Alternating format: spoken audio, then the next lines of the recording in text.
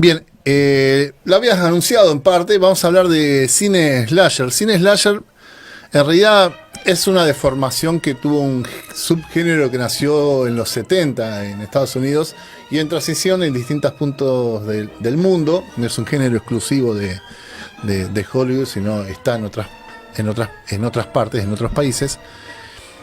Del PlayStation, que eran, por ejemplo, situaciones violentas, algo que por lo menos más en la actualidad no, esto voy a hacer producción y cagada a pedos al aire. Cuando uno se mete estas pastillitas que hace ruido en los dientes y está comiendo, hablando, se siente el golpecito de la pastilla en los dientes. Así que no, gracias por eso.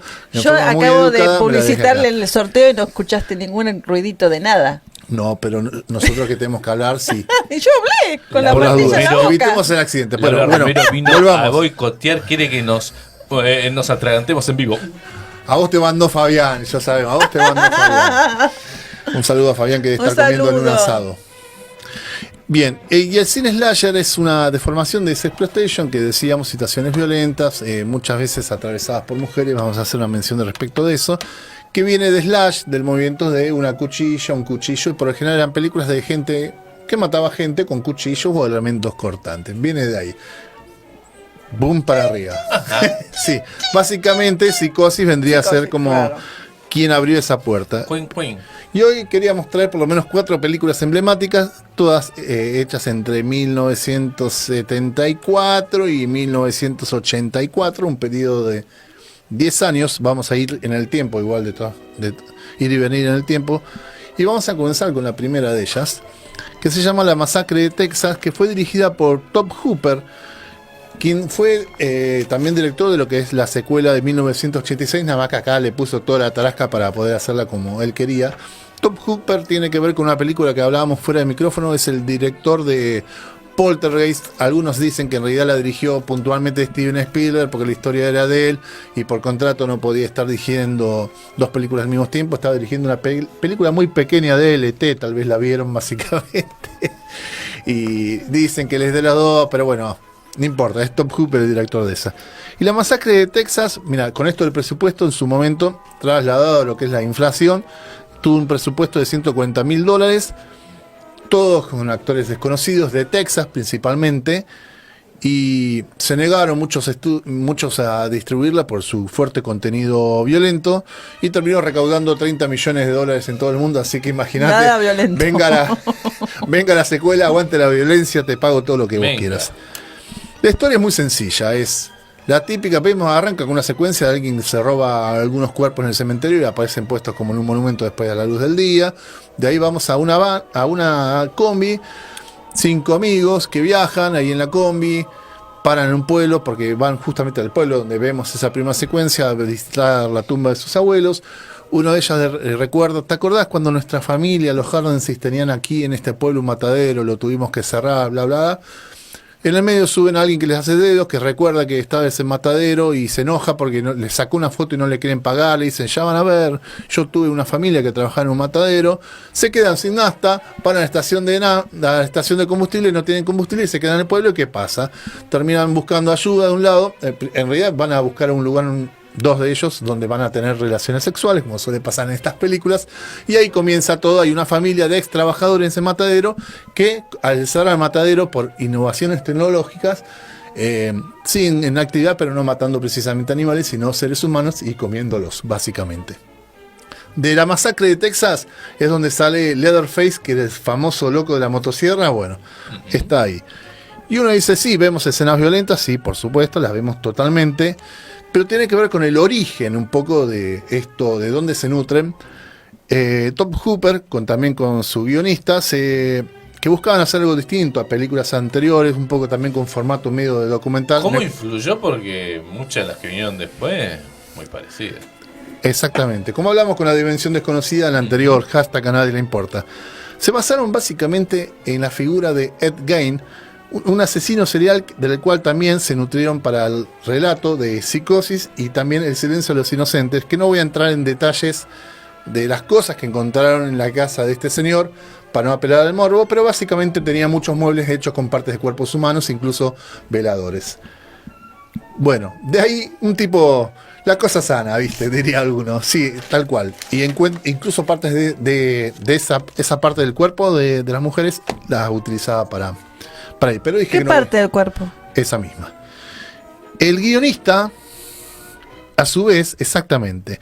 El guionista, a su vez, Kim Henkel, se nutrió también de otro asesino serial. De esto lo digo porque a veces dicen que los asesinos se inspiran en las películas. Al contrario, las películas de ficción son los que se inspiran en los asesinos seriales. Y si vos tenés un problema en la cabeza, es vos, no la película. Tal vez funcionó como catalizador.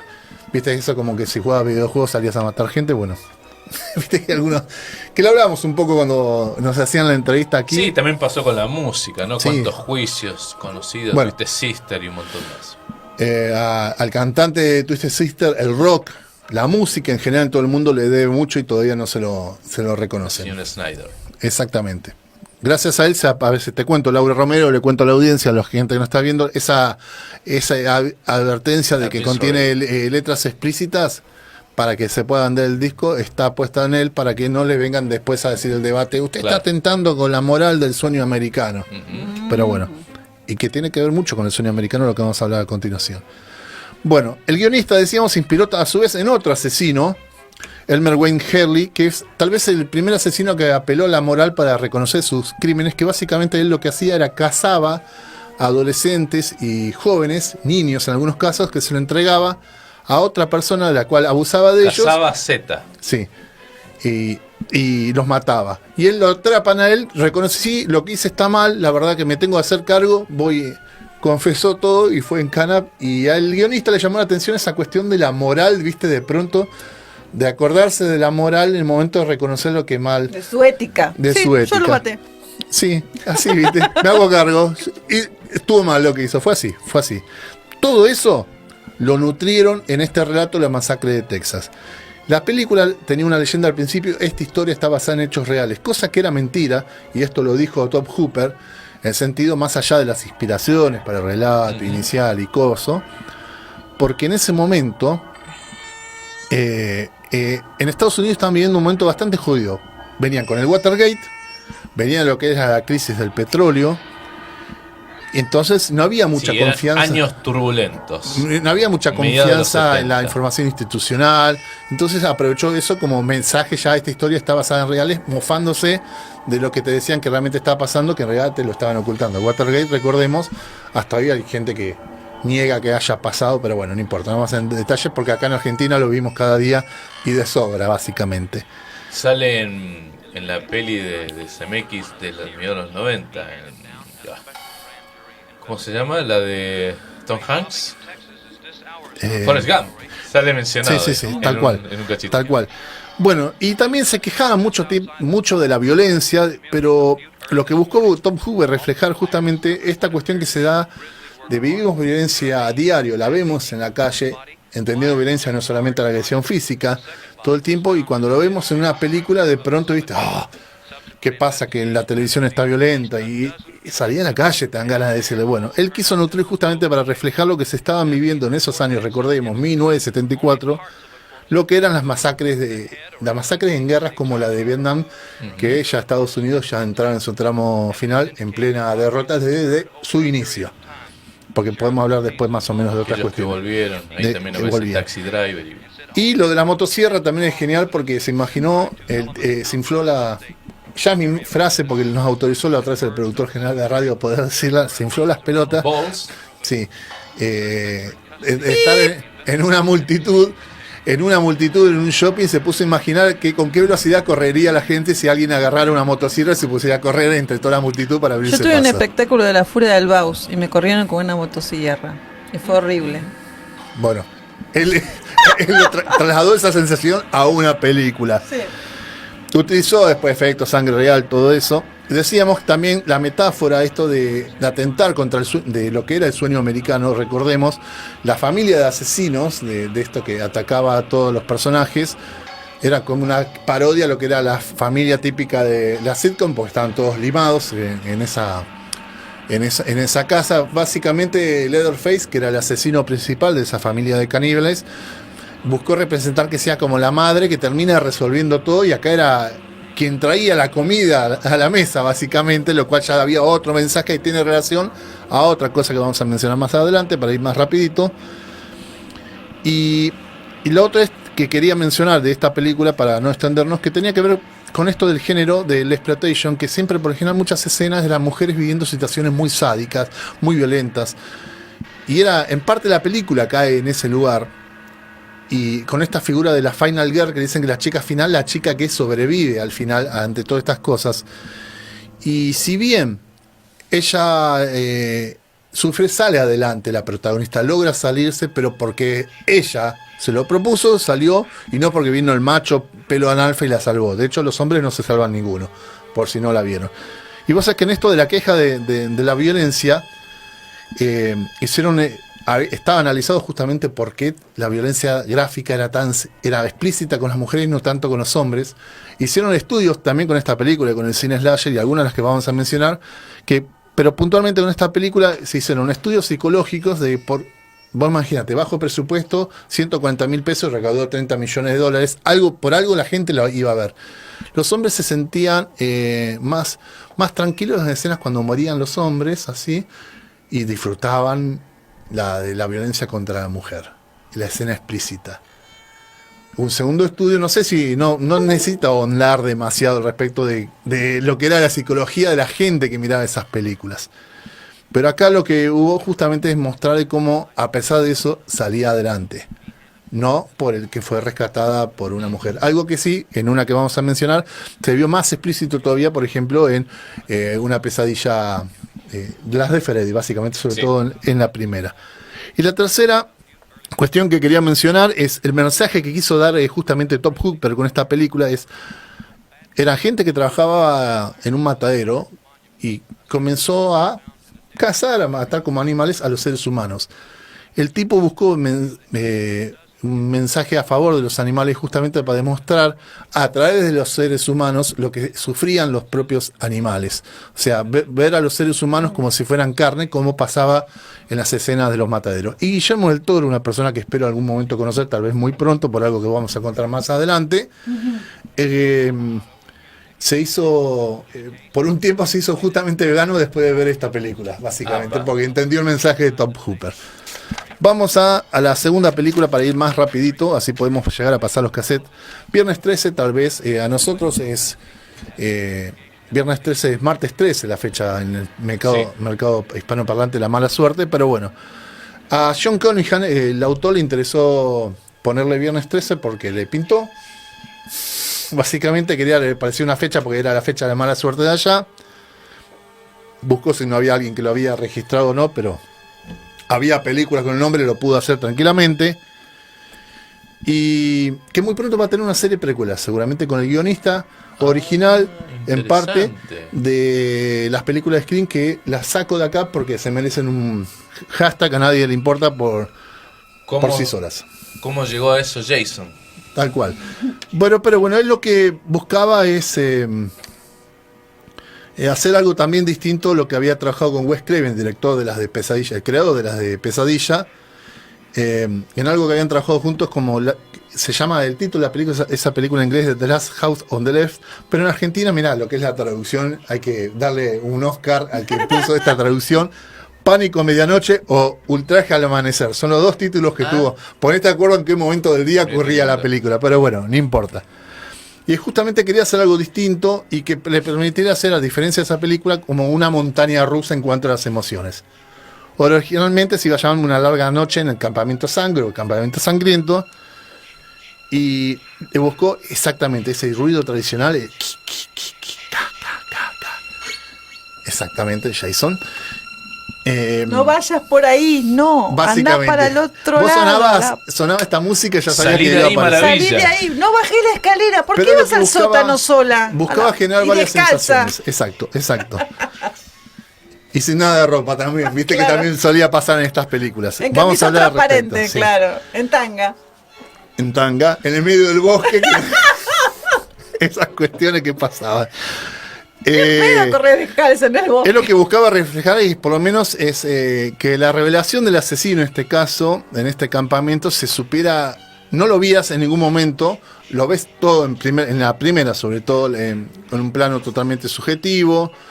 Recién aparece alguien al final que se revela que el asesino en la primera de las de Martes 13 o las primeras de Jason no era Jason per se, sino que era su madre, que buscaba venganza porque en ese campamento en años anteriores su hijo había fallecido ahogándose en un lago. Su hijo padecía una deformidad porque quienes los tenían que cuidar optaron, en vez de cuidar a los niños en el lago, ir a intercambiar fluidos corporales en una de las camas de las cabañas, básicamente. Apa. Entonces acá ya te metían la cuestión de la moral en plena época de Reagan, de que en realidad era... Algunos dicen que justamente los que morían yo creo que Jason, que aparece en la segunda como asesino, era un tipo bueno, siempre y cuando no estuvieras teniendo sexo, no consumieras drogas y no te cruzaras en el camino, zafabas. Claro. Si no, te mataba. O que no seas la final girl que sobrevive al final de la película. Y vos sabés que esta es la gran revelación, porque nunca lo vimos, y por primero, en muchos estudios también, analizan de que no ves nada y todos pensaban que era un hombre y se termina revelando que la asesina era una mujer, lo cual fue una sorpresa, porque no estaba muy puesto eso de mostrar en el género femenino como si fueran las malas. Por fuera de cualquier lectura de lo anterior que estamos hablando, no tiene nada que ver eso, sino que fue la sorpresa de la revelación. Pamela Borges. Pamela Borges. Básicamente uno de los guionistas se enojó un poco de poner como asesino a Jason Borges a partir de la segunda. De hecho aparece una secuencia media onírica al final, porque decía, Jason no es el malo, es una víctima. Y mandaron que estaba vivo, y en la segunda que tenía en la cabaña el cuerpo de su madre con la cabeza decapitada, ¿viste? No sé, ¿viste? Sanata, después que parecía que era un ser supernatural, que le pasaban 20.000 cosas y seguía vivo, llegó a estar en el espacio, pavadas. Pero con esto del sexo adolescente, que hablábamos así de gente que intercambiaba fluidos a diestra y siniestra, también con este la juventud. El acabose, la juventud está perdida, Carlitos. Jugaban un poco en este primer plano subjetivo, el voyeurismo y esas cuestiones que tal vez en la época, más allá que parecía que era como una burla, en la época de Reagan en Estados Unidos, era volver a reconstruir el sueño americano tan perdido en la década de los 70. Entonces hay que ser todos buenitos, moral, y tener sexo recién después de casarse, básicamente. Sí, este es el ruido del anotador. Este es mi anotador. Bueno, esto es el anterior. Pero básicamente esto es lo que es lo de Jason. Me parecía interesante contar estas pequeñas historias como para contar esta cuestión de revelar. Primero, lo interesante de revelar quién es el asesino recién al final y no verlo, y no hacerlo tan explícito, que para la película de muy bajo presupuesto terminó sirviendo porque vos ya sabías que iba a morir alguien por la música misma que estamos escuchando. Claro. Pero bueno, el recurso, digamos. Pero no sabías quién era. Y no sabías quién era hasta el final. ¿Cómo la rompió en los 80? Tremendamente popular. Sí. Vamos a la tercera, 1978, de mis favoritas, Halloween. Sí, me gustan este tipo de películas, pero hay una cosa sádica también, pero a ver si hacen matar a este. Pero esta Halloween tiene algo interesante. ¿Viste ese meme de que a medida que vas madurando vas coincidiendo más con el asesino que con los adolescentes que aparecen en la película? Empatizás con el asesino. Bueno, un poco en Halloween no, porque acá tenían un concepto bastante interesante. Es una de las películas, mira, fíjate la importancia que tiene para el cine de Estados Unidos, que está preservada en el Registro Nacional Fílmico de la Biblioteca del Congreso. Algo estaría bueno que a futuro acá se implemente en Argentina, porque hay toda una historia del material audiovisual que se ha perdido para siempre o está a punto de perderse, salvo que pequeñas colecciones privadas. Eso acá debería instalarse. Interesante lo de la máscara de Michael Myers, ¿no? Sí, Michael Myers básicamente es una historia archiconocida. Necesitaban, bueno, vamos a poner un asesino con una máscara, lo que sea. No tenemos máscara. Mirá, acá hay una máscara de William Shatner, el Capitán Kirk, Viaje a las Estrellas. La pusieron al revés y listo. Ya está. Ya está. Es William Shatner que aparece. Ya está. Resolvieron. Hay distintas versiones de la máscara a lo largo de las películas. No lo vamos a detener en las secuelas ni nada, pero bueno, la resolvieron re bien. Aquí actúa Jamie Lee Curtis, protagonista, haciendo Laurie Strode. Jamie Lee Curtis, una de las justas merecedoras de un Oscar. El domingo pasado. El domingo pasado. La hija de Janet Leigh, protagonista, la primera mujer en morir en Psicosis, por ejemplo, y Tony Curtis. Y de hecho, ¿y por qué la quería citar? Porque fíjate que no mencioné a ninguno de los actores de películas anteriores. porque ella se dedicó mucho tiempo a hacer el cine de género, o sea, no eran las cuestiones propias de Hollywood y todo eso de los dramas, sino hacer género, terror, fantástico, género muy vilipeleado a veces por la academia, más allá de pequeñas excepciones, como ocurrió el domingo pasado, como si fuera importante de todas maneras. Ella en su discurso dijo, muchos años estuve acompañado de ustedes, no lo dijo tal cual, pero haciendo cine de género, esta noche ganamos todos un Oscar. O sea, le dedicó el Oscar también a toda la gente que la vio en todas sus películas de género. Así que yo también gané un Oscar. Vamos. Ganamos un Oscar. Bien, Halloween lo que tenía es buscaban, después de una gran película que tiene John Carpenter, que es su segunda, Asalto al Precinto 13, hicieron una remake hace un par de años, bastante buena, hay que reconocérselo. Estaba en un festival y se le acercó uno de los productores, che, estaría bueno hacer una película en esta onda de cine slasher, bajo presupuesto, de que sea un asesino serial que acosa a las niñeras. Uh-huh. Básicamente. Y lo que hicieron es buscar algo que impacte igual que El Exorcista, le decía el productor. Y muy similar a una película de la época que se llamó Black Christmas, donde justamente un asesino serial acosaba por teléfono, por eso el guiño en las películas de Scream, a niñeras justamente en la época de Navidad. Y lo que quiso hacer justamente con esto de por qué le puso Halloween, por el título lo trajo él, John Carpenter, para que quede enucleada que en cada vez que en Halloween pasaba esto. Y tiene que ver también con el ritual pagano de Samhain, de allá de la cultura galesa, donde, en referencia a lo que es un ritual pagano que se hace, la gente se disfraza para espantar, pasar entre los demonios que caminan, los monstruos, y espantar el mal, porque justamente quería tener la noción de que el mal nunca muere. Y Michael Myers es la encarnación de esa noción, algo que hicieron explícito en lo que fue este gran reboot que hicieron a partir de 2018, 2019, 2021 y 2022, que fueron secuelas de esta película, pero ignoraron a partir de la segunda, de todas las que hicieron, bostas que hicieron después, las ignoraron y hicieron con esta.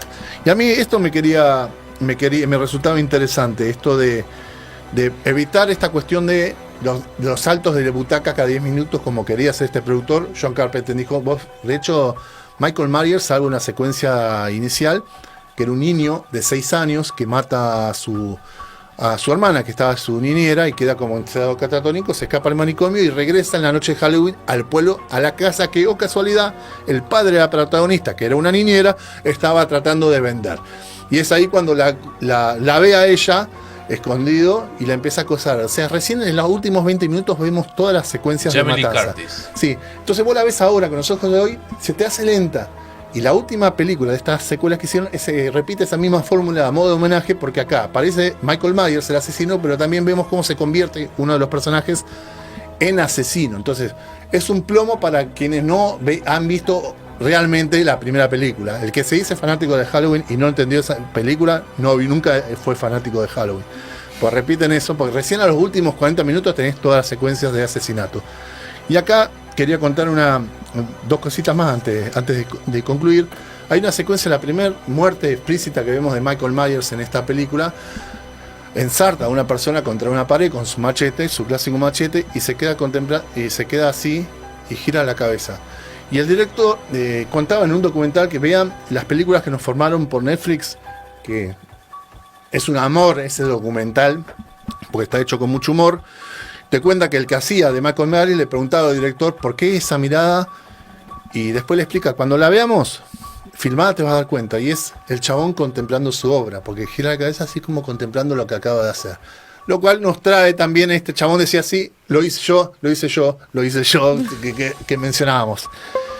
Y yo quería mencionar eso, justamente la noción de esto de el mal que nunca muere, porque de algún modo nos permite esta cuestión de por qué nunca mueren los asesinos, les clavan 20 cosas, porque lo hicieron así a propósito puntualmente en esta película, para que por más que hayamos vencido, va a volver a aparecer, porque nunca muere. Después podemos meter, claro, la bondad siempre va a estar presente, eso claramente, pero tener en cuenta que si existe la bondad también va a existir la luz y la oscuridad. Necesitamos hacer películas. Y en ese momento la pareja de John Carpenter, su novia Debra Hill, coescribieron la historia y le escribieron entre los dos Debra Hill.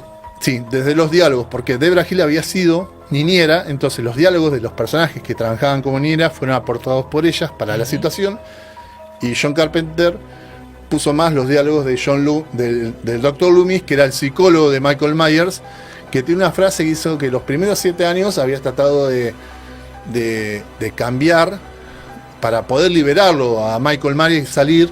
Los otros 7 años trató de hacer lo posible para que estuviera siempre cerrado, porque cuando lo vio por primera vez a los ojos se dio cuenta que solamente atrás de esos ojos había maldad, lo cual reforzaba esa historia de que el mal nunca muere.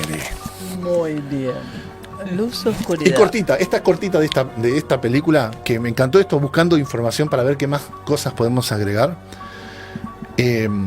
Podemos hablar de las metáforas que había en cuanto a lo que es la cuestión sexual, del asesino como una cuestión de un psicópata sexual, de que mata a su hermana porque prefirió tener sexo en vez de cuidarlo a él, muy similar a lo que hablábamos de Viernes 13.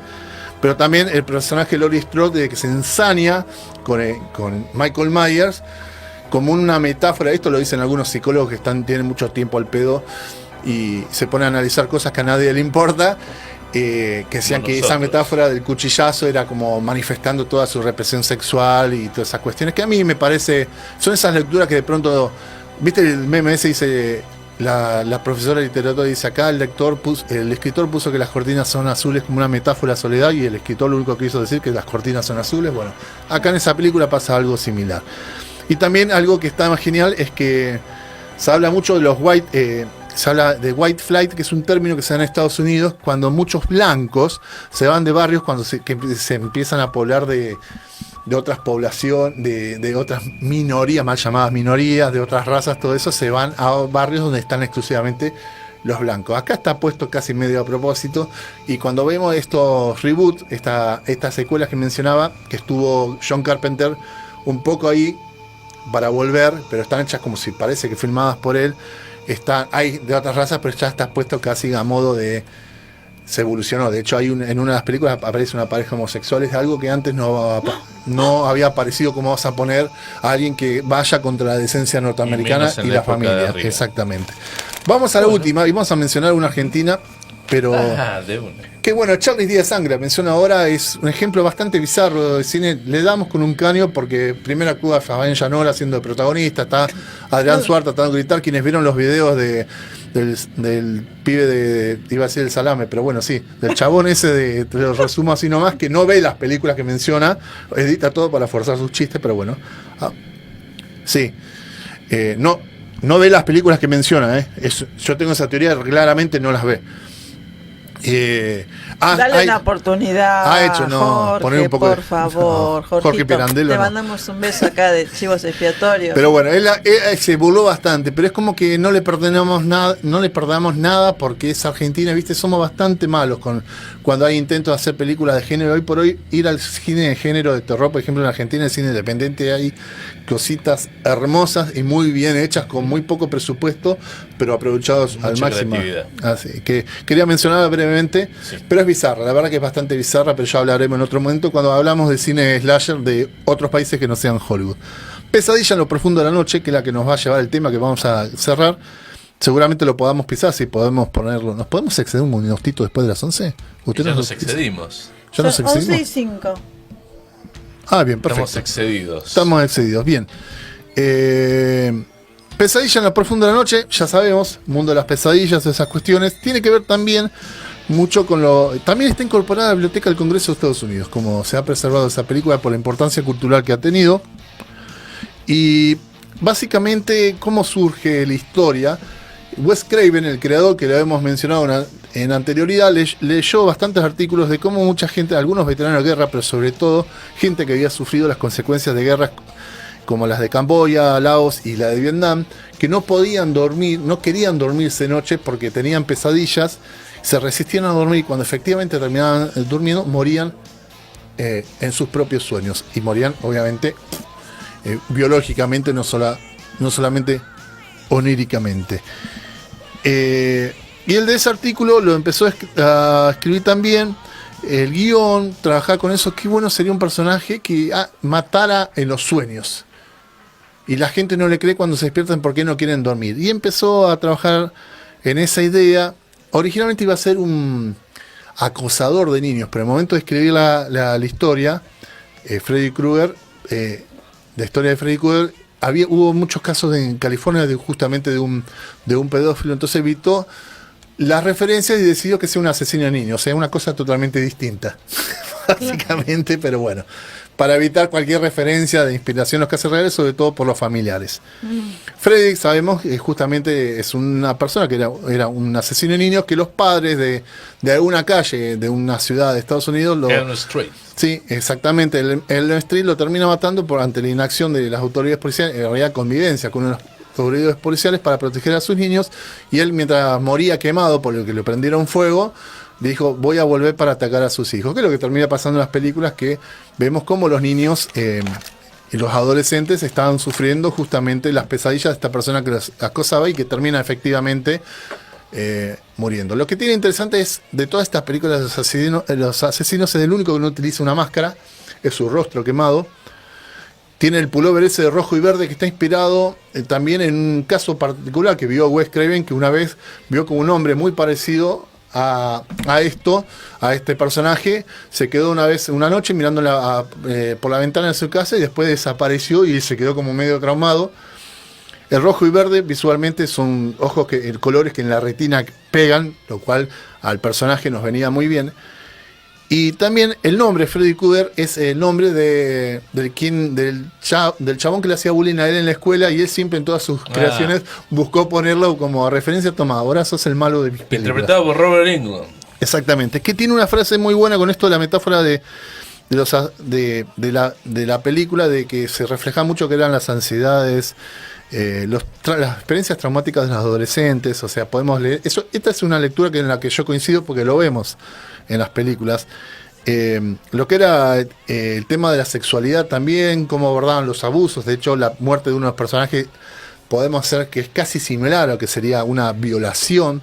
O sea, reflejar lo de onírico, lo que podrían vivir una persona que sufría justamente ese ultraje. Y la ausencia de los adultos, porque todos los adultos no es que están en cualquiera, son alcohólicos, saben el peso de sus acciones, no están presentes con sus hijos, es como que sí, tenés pesadillas, no pasa nada, no quieren admitir la realidad. Y vemos a los niños tomando la posta, a los adolescentes, y pelear para corregir o por lo menos atacar lo que les estaba ocasionando. Y esto coincide Robert Englund, que mencionabas vos, que celebraba eso, que se empoderaban a los adolescentes, y en este sentido la protagonista, Heather Langenkamp, que es la que hace se me fue el nombre del personaje. Bueno, pero está en todas. No importa, aparece en la tercera y en la sexta. Que la actriz aparece como personaje en una peli de fines de los 90, que volvía a Freddy Krueger. Sí. Pero eso podemos mencionar en algunos. La cuarta pared rota en las películas lo podemos hacer a hashtag, a nadie le importa. Y ella consideraba que era una película claramente feminista y sobre todo de que mostraba el empoderamiento de los adolescentes. Con esto concluimos el hashtag, a nadie le importa, tratando de hablar de cine slasher, pero también desde otra mirada. Nancy Thompson. Nancy Thompson, exactamente. Con esto doy por concluido mi hashtag, a nadie le importa, desde la óptica, como dijimos, de un lado distinto al habitual.